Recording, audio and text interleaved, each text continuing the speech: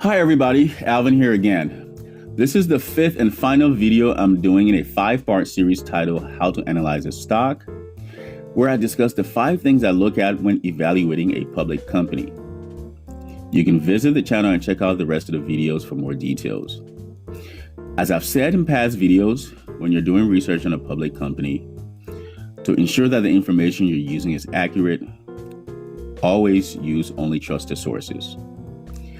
Amazon is the company we're using for this video series.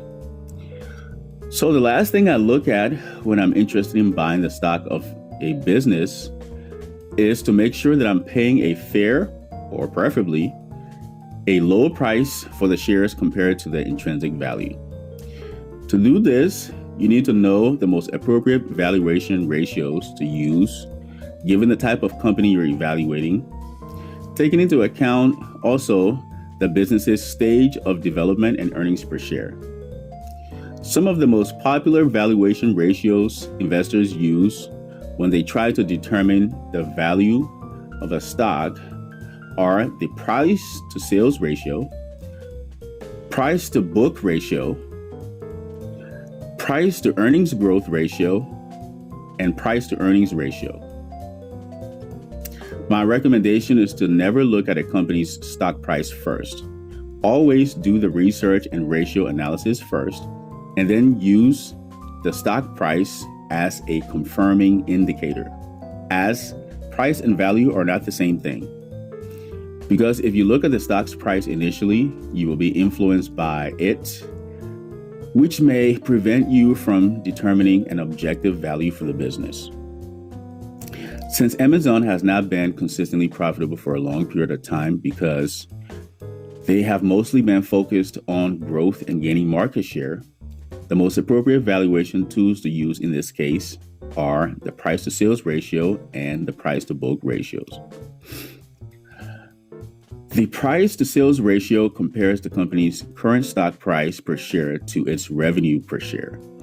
The price to book ratio looks at the company's stock price per share in relation to its book value per share. Using these two ratios, we see that Amazon's price to sales ratio and also the price to book ratio are lower than the industry average. You can then confirm your analysis by looking at the company's stock price. When you do this, you'll discover that Amazon's stock price is lower today than it was about 5 years ago. This insinuates that most of the growth and progress that Amazon has made in the past 5 years is currently not reflected in the company's stock price. This is why I like to use the stock price as a confirming indicator at the end of my research and not at the beginning.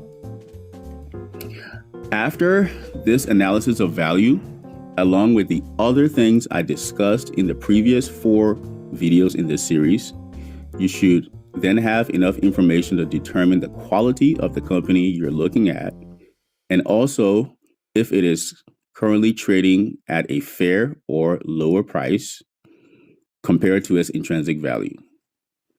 These are the 5 concepts I have used in my 16 years of investing in the stock market and are the most important things you need to know when you are deciding whether you're going to buy a stock or not.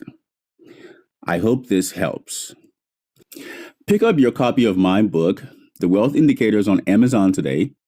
Share these videos with anyone you know who could use the information, and follow the channel for more ways to improve your financial life. May the best of your today be the worst of your tomorrow.